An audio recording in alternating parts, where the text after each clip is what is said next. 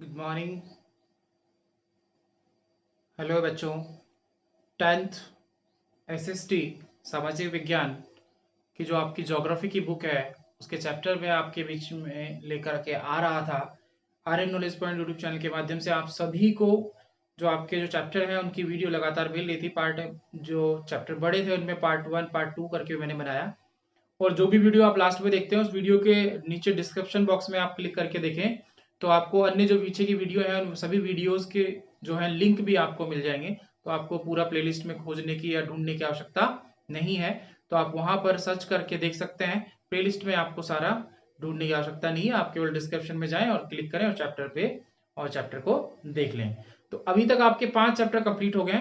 आज हम छठा चैप्टर है और जिसका नाम है विनिर्माण, उसको हम पढ़ेंगे कि विनिर्माण उद्योग है क्या।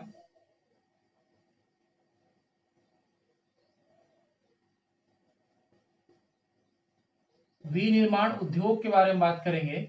इनको आप और जैसे आप 12th क्लास में जाएंगे तो विनिर्माण को और आप बड़े स्तर पर उच्च स्तर पर पढ़ेंगे कि विनिर्माण क्या है। विनिर्माण उद्योग होता क्या है बेटा? विनिर्माण उद्योग में होता है जब वस्तुएं, जब कच्चे माल से, यानी देखो कोई भी व्यक्ति है वो कार्य करता है और कार्य करता है तो वो क्रियाकलाप करता है। तो उन क्रियाकलापों में क्या होता है, कहीं ना कहीं क्या होता है, आपके प्राथमिक क्रियाकलाप जो होते हैं, द्वितीय क्रियाकलाप होते हैं, तृतीयक होते हैं, चतुर्थ होते हैं, पंचम होते हैं। तो प्राथमिक क्रियाकलाप में कृषि करना, आखेट करना, पशुपालन करना, मत्स्य पालन करना, खनन करना, ये सब आता है। द्वितीय क्रियाकलाप में होता है आपके विनिर्माण उद्योग, उद्योग जिसमें लघु उद्योग, कुटीर उद्योग और वृहद उद्योग, 3 प्रकार के उद्योग आते हैं। ठीक है। तो विनिर्माण उसी में, विनिर्माण से अभिप्राय क्या है? कच्चे माल को मनुष्य या मशीनों द्वारा पक्के माल और मानव उपयोगी वस्तुओं में बदलना ही विनिर्माण कहलाता है। यानी कच्चे माल को पक्के माल में, यानी कि उसका रूप परिवर्तित कर देना, मानव उपयोगी बना देना, क्या कहलाता है? विनिर्माण उद्योग में आता है ये। ठीक है। विनिर्माण आप बात करें तो आप इसके बारे में पीछे थोड़ा बहुत जानते थे और आगे इसमें देखें बहुत सारा है। लकड़ी है, जैसे एग्जांपल लें आप, लकड़ी, पेड़ काटा, पेड़ को लकड़ी फर्नीचर आदि उसमें परिवर्तित कर दिया।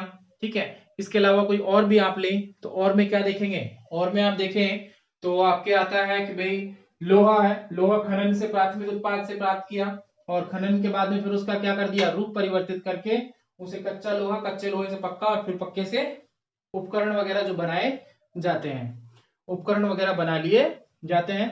तो वहां पर भी क्या हो गया, उसका रूप परिवर्तित हो गया। ठीक है। तो इस प्रकार से गन्ना है, कृषि उत्पाद है, फिर उसको काट करके फिर चीनी, चीनी से अन्य उत्पाद बना लिए जाते हैं। ठीक है। द्वितीय क्रियाकलाप में लगे व्यक्ति जो है कच्चे माल को परिष्कृत करके रूप परिवर्तित कर देते हैं। इसका महत्व क्या है? देखो, ये विनिर्माण उद्योग जो है अन्य उद्योग की रीढ़ की तरह काम करता है। क्योंकि कच्चा माल जो है उसका रूप परिवर्तन करके अन्य उद्योगों के लिए, उद्योगों की रीढ़ की तरह काम करता है ये। ठीक है। रीढ़ कहलाता है। जैसे लोह इस्पात उद्योग है वो भी आधारभूत उद्योग, रीढ़ उद्योग कहलाता है। ठीक है। क्योंकि इससे विनिर्माण उद्योग केवल कृषि आधुनिकरण से नहीं, देश में औद्योगिक विकास, बेरोजगारी और गरीबी के उन्मूलन की एक आवश्यक शर्त है ये। भाई लोगों को रोजगार मिलता है, इससे रोजगार मिलता है तो उन्मूलन होता है, बेरोजगारी कम होती है। ठीक है। उनको रोजगार मिलेगा, आय का स्तर बढ़ता है। तो ये व्यवस्थाएं जो है, ये रोजगार जो है उपलब्ध कराता है, व्यापार उपलब्ध कराता है, व्यापारिक क्रियाएं, कृषि उत्पाद से, प्राथमिक क्रियाओं से प्राप्त जो वस्तुएं हैं उन वस्तुओं को कहां पर, इन फैक्ट्रियों में यूज लिया जाता है। तो प्राथमिक क्रियाकलाप जो करने वाले व्यक्ति हैं उनकी भी आय होती है, द्वितीय क्रियाकलाप में जुड़े हुए जो लोग हैं उनकी भी आय होती है। तो ये रोजगार और आय और आर्थिक स्तर को मजबूत करने में विनिर्माण उद्योग की महत्वपूर्ण भूमिका है। ठीक है। आज वैश्वीकरण के युग में हम देखें उद्योगों में अधिक प्रतिस्पर्धा है, सक्षम होने वाला आत्मनिर्भरता काफी नहीं है। वस्तुएं जो है राष्ट्रीय अंतरराष्ट्रीय स्तर पर बेचान भी की जानी चाहिए। पिछले 2 दशकों में देखें सकल घरेलू उत्पाद, जीडीपी की बात करें और उसमें सकल घरेलू उत्पाद, सकल यानी पूरे राष्ट्र की जो आय होती है हमारी, सकल का उत्पाद, विनिर्माण उद्योग में योगदान जो है, विनिर्माण उद्योग का योगदान जो है वो कितना है? देखो 27% में से 17%, 27, क्योंकि 10% जो है खनिज और खनन और इससे होता है। विनिर्माण उद्योग का, विनिर्माण जीडीपी में अपनी 27% योगदान देता है। कितना देता है? 27। ठीक है। योगदान जो है उनमें से 17% ही है, और 10% जो है खनिज, गैस, विद्युत और आदि इनमें होता है। भारत में आप देखें, भारत की अपेक्षा अन्य पूर्वी जो देश हैं, सॉरी एशियाई देश हैं या पश्चिमी जो देश है, उनमें 25 से 30% सकल घरेलू उत्पाद में जो है योगदान विनिर्माण का रहता है। ठीक है, 2003 में विनिर्माण का क्षेत्र 9 से 10 और ये लगातार बढ़ता जा रहा है। ठीक है, और आप देखें औद्योगिक अवस्थिति, औद्योगिक अवस्थिति की बात करें तो उद्योगों को अवस्थित करने से पहले ये देखा जाता है कि कहां पर आप किसी उद्योग को लगाएंगे। तो औद्योगिक अवस्थिति की बात करें कि उद्योगों की अवस्थिति कैसी है, कहां पर किस प्रकार के उद्योग लगाए जाएं, कैसे लगाए जाएं, कच्चा माल मिलेगा कि नहीं मिलेगा।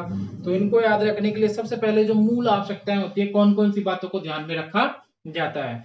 किसी भी देश में औद्योगिक इकाई की स्थापना के लिए सबसे पहले जो है आप देखेंगे कच्चा माल। क्या देखेंगे? कच्चा माल। कच्चे माल का उपयोग करेंगे। फिर पूंजी भी चाहिए। क्या चाहिए?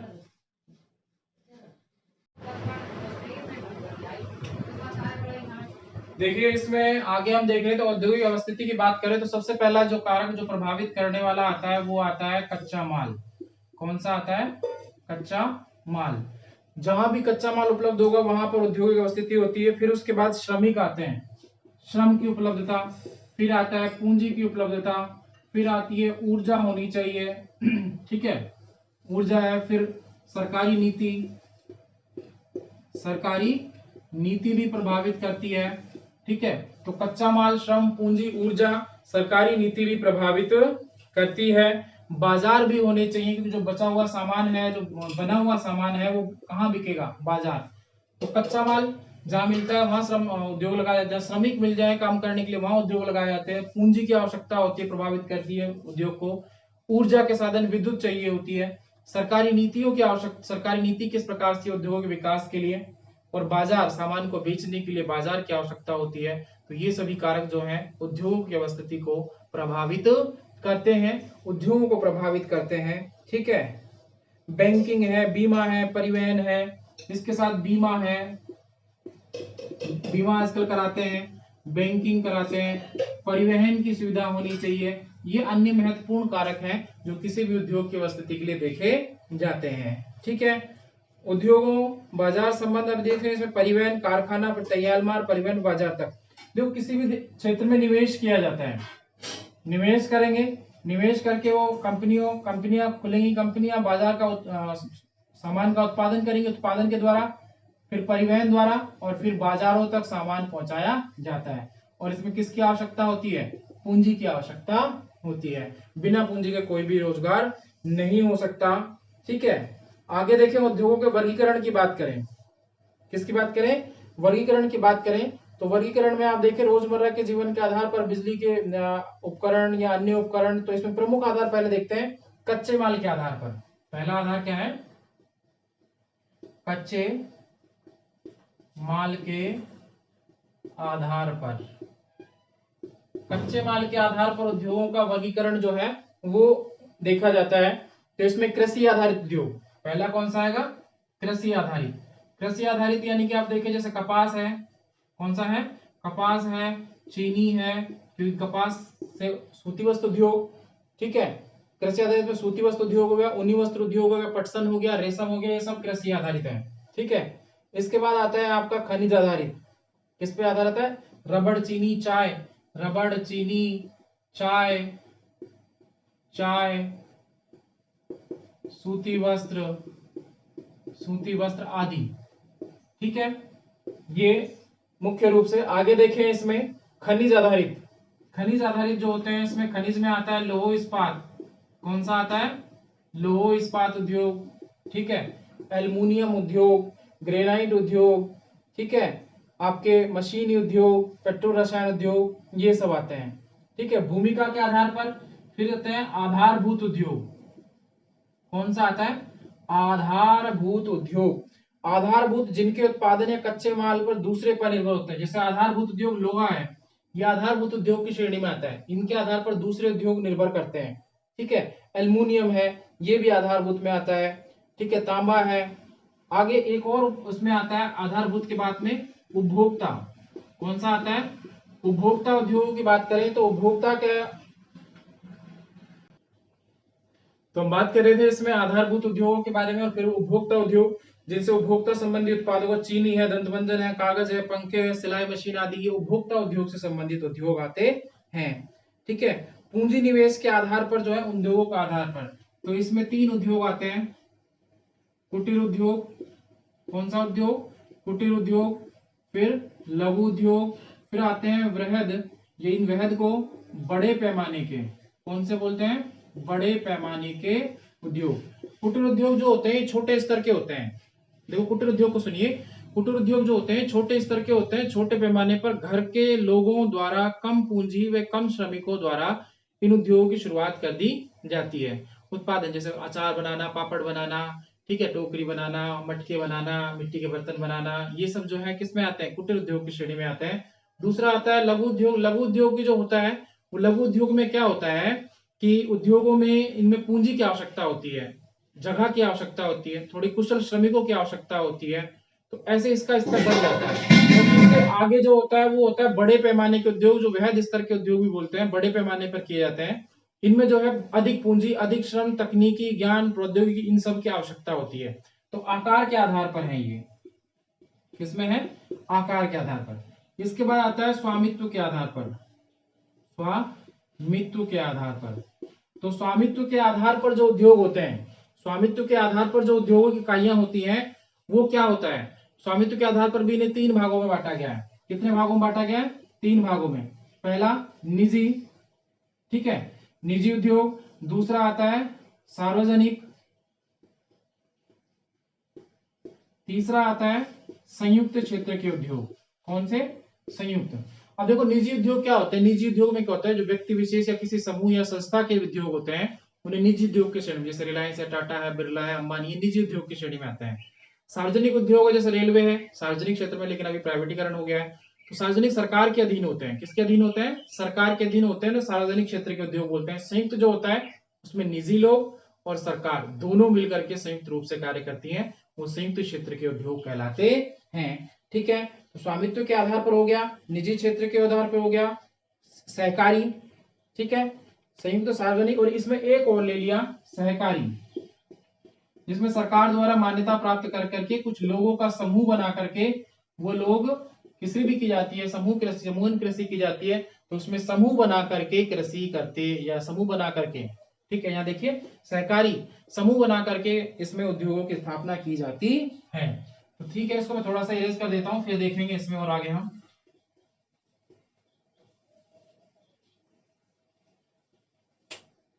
तो उद्योगों को जो है आकार के आधार पर मुख्यतः पूछा जाता है। लघु उद्योग, कुटीर उद्योग, वृहद उद्योग, या स्वामित्व के आधार पर जो है निजी, संयुक्त चीजें, निजी होंगे, संयुक्त होंगे, सार्वजनिक होंगे, ये प्रमुख रूप से पूछे जाते हैं। आगे इसमें देखें तो आपके आता है कृषि आधारित उद्योग, जिसमें वस्त्र उद्योग सबसे पहले हम ले रहे हैं। कृषि आधारित में सबसे पहले वस्त्र उद्योग। वस्त्र उद्योग में आप सूती वस्त्र उद्योग, कौन सा? सूती वस्त्र उद्योग, ठीक है, सूती वस्त्र उद्योग, पटसन, रेशम, ये सब है, वनस्पति तेल आदि। भारतीय अर्थव्यवस्था में सूती वस्त्र उद्योग को बहुत बड़ा योगदान है। ठीक है, आप जानते हैं प्राचीन काल से कताई व हथकरघा द्वारा जो है उपनिवेशिक काल के दौरान परंपरागत उद्योगों में बहुत हानि हुई थी इनको। गांधी जी ने चरखा चलाकर उद्योगों की अब इस सूती वस्त्र उद्योग में क्या होता है? सबसे पहले धागा, धागे से रेशा, रेशा से बुनाई कताई की जाती है, कनाई से बुताई, फिर रंगाई, फिर वस्त्र निर्माण, छपाई, और फिर जाकर कपड़ा बनता है। ठीक है, आरंभिक रूप से सूती वस्त्र उद्योग जो है महाराष्ट्र, गुजरात में कपास, महाराष्ट्र और गुजरात जो है, महाराष्ट्र और गुजरात जो है, ये 2 ऐसे राज्य हैं जो कपास उत्पादन में अग्रणी राज्य हैं। कैसे हैं? अग्रणी है, अधिक मात्रा में कपास उत्पादन होता है, क्योंकि यहाँ जलवायु जो है नमी युक्त जलवायु है। ठीक है, पतनों के समीपस्थ क्षेत्र है, कताई वगैरह सब सुविधाएं, रोजगार यहाँ मिल जाता है। तो महाराष्ट्र, गुजरात, तमिलनाडु में केंद्रित है।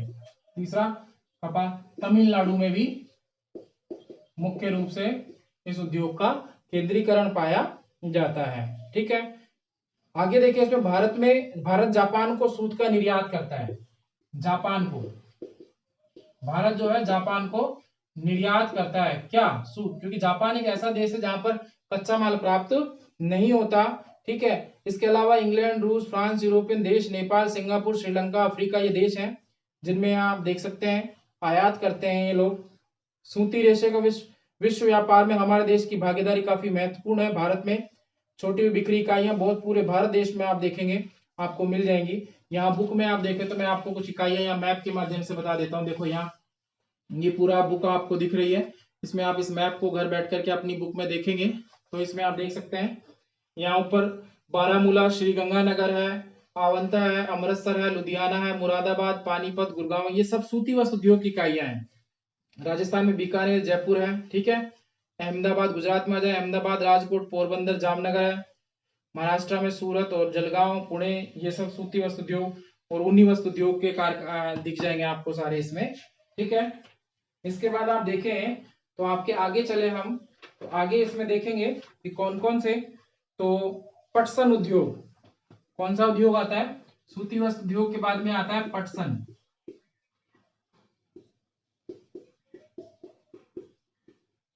पटसन उद्योग आता है। पटसन उद्योग में क्या होता है? पटसन उद्योग में देखिए आप जैसे बांग्लादेश सबसे बड़ा निर्यातक जो है, यानी कि इसे हम बोलते हैं बांग्लादेश की बात करें, बांग्लादेश सबसे बड़ा निर्यातक है और भारत जो है वो आयातक है, ठीक है। इसे बोलते हैं क्या? जूट, जूट या पटसन, जूट बोलते हैं जिसकी बोरियां, टाट बोरियां आप देखते हैं जिनमें गेहूं भरते हैं, बोरियां वो जूट की बनाई जाती हैं, ठीक है। इसमें इसका 2011 में भारत में लगभग 80 पटसन उद्योग की इकाइयां लगाई गई थी, ठीक है। हुगली नदी के तट पर भारत में जो है पटसन जो है काफी उत्पादन किया जाता है और यहाँ पर भारत जो है इन जूट से निर्मित वस्तुओं के निर्माता भी है। भारत जो है इसमें सस्ता श्रमिक लगता है, इसीलिए उड़ीसा, बिहार, उत्तर प्रदेश के समीपवर्ती क्षेत्रों में, कोलकाता, इसमें समय ऐसे बने रोजगारों के या ऐसे लोगों को रोजगार भी मिलता है। इस उद्योग में चुनौती है अंतरराष्ट्रीय बाजार में बांग्लादेश, ब्राजील, फिलीपींस, अन्य देशों में आयात करके या उत्पादन करके ये लोग पटसन उद्योग में प्रतिस्पर्धा आ गई है। अगला जो आता है इसमें आता है चीनी उद्योग। कौन सा आता है? चीनी उद्योग। अब चीनी उद्योग आप सभी जानते हैं, चीनी जो है गन्ने पर निर्भर करता है। किस पर निर्भर करता है? गन्ना। और गन्ना सबसे ज्यादा महाराष्ट्र और यूपी उत्पादन करता है, ठीक है। सबसे अधिक इकाइयां जो है महाराष्ट्र में लगी हुई है, ठीक है। भारत में चीनी उत्पादन विश्व में दूसरा स्थान है, चीन के बाद। स्थान कौन सा है? दूसरा स्थान। चीनी उत्पादन पहला चीन, दूसरा भारत,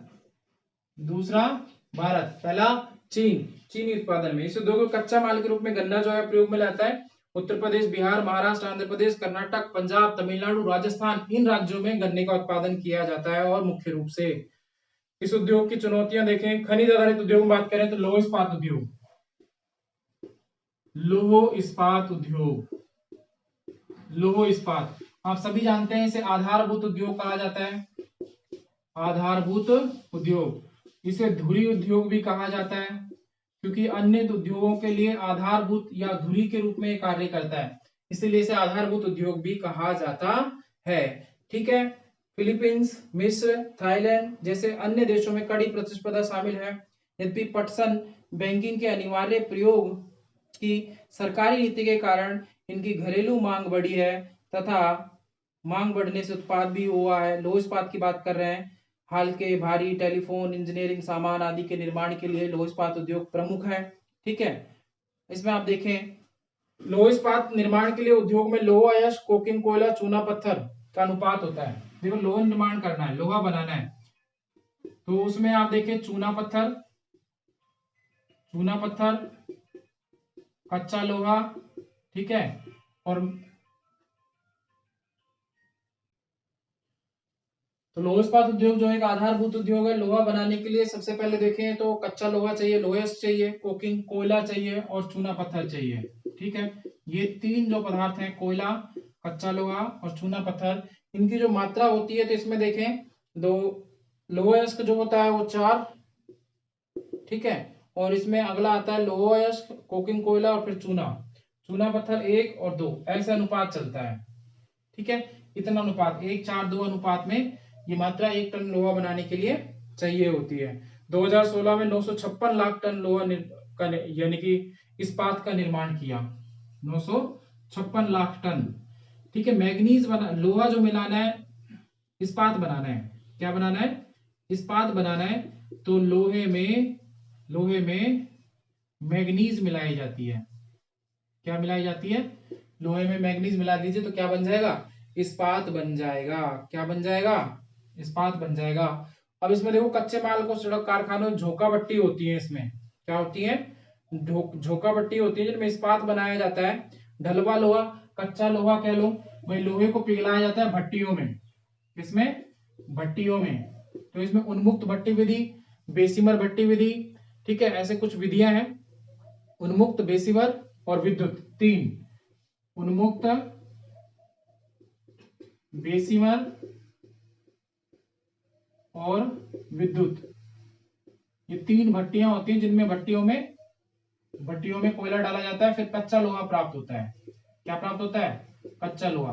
फिर उसको विभिन्न आकारों में डाल करके अन्य अन्य उत्पाद बनाए जाते हैं। मैग्नीज इस्पात बनाना है तो लोहे में मैग्नीज मिला दिया जाता है। ठीक है, झोंका भट्टियों में चूना पत्थर कोयले के साथ में लोहा डाल करके इसे पुनः ढलुआ लोहा बना लिया जाता है। मुख्य रूप से आप देखें तो आपकी बुक में ये वाला मैप दिखेगा आपको, और इस मैप में आप देखेंगे यहाँ भिलाई छत्तीसगढ़ में है, राउरकेला, जमशेदपुर, बोकारो, बनपुर, दुर्गापुर।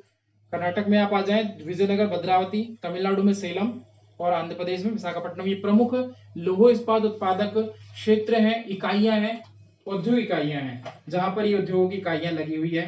ठीक है, सार्वजनिक क्षेत्र में लगभग सभी उपक्रम सेल के अंतर्गत आते हैं। सेल का फुल फॉर्म है Steel Authority Indian limited.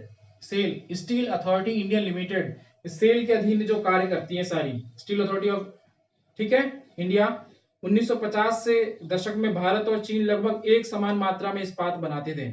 Bharat में छोटा नागपुर का जो पठारी क्षेत्र है, भारत में छोटा नागपुर जो क्षेत्र है, यहाँ पर छोटा नागपुर वाला इसके आसपास का है, वहां लोहे का संकेंद्रण है, और लोहा के 4 प्रकार पाए जाते हैं, हेमेटाइट, मैग्नेटाइट, लिमोनाइट, सिडेराइट। वही छोटा नागपुर पठार वाले क्षेत्र में लोहे का संकेंद्रण ज्यादा पाया जाता है। ठीक है, आगे इसमें देखें हम तो विभिन्न परिस्थितियों में आप देखें कहां कहां कौन कौन सा, तो ऊर्जा चाहिए, श्रमिक चाहिए, इसके लिए भी निजी क्षेत्र में ये लोग इस उद्योग को लगा रहे हैं। निजी और सार्वजनिक सभी क्षेत्रों में ये उद्योग कार्यरत है। ठीक है,